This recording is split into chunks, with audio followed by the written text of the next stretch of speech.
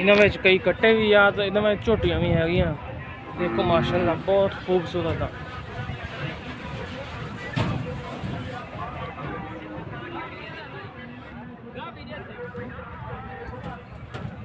आ दूसरी साइड से भी बने हुए ने।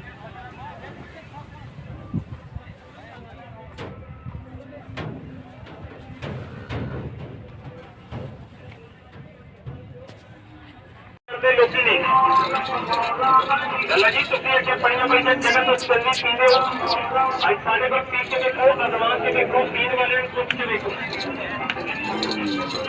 देखो पानी चलनी आप भी अपने नने मुने बच्चे हो गर्मियों का बेहतरीन इलाज बात देखो भाईजान। चलो जी आसे पासे तथा पानी पीन से बचो इधरों जब ठंडी चलनी पियो हाँ भाईजान टेंशन देखो पानी चलनी पियो भाईजान भाईजान तेरे तेरे देखने का पता नहीं वीडियो बनानी नेट पे देनी है। हां का बात है सर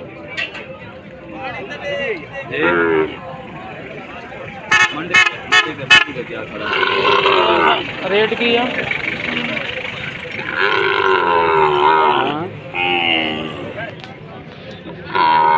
अच्छा रेट 60 3,60,000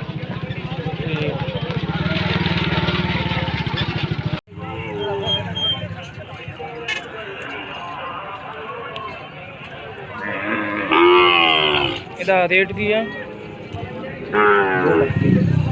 2 लाख 2 भी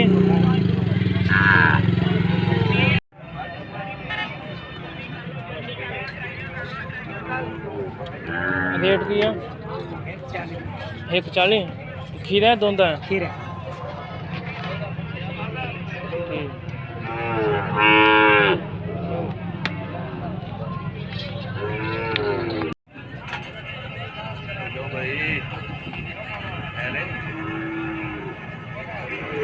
चैनल पे देंगे वीडियो।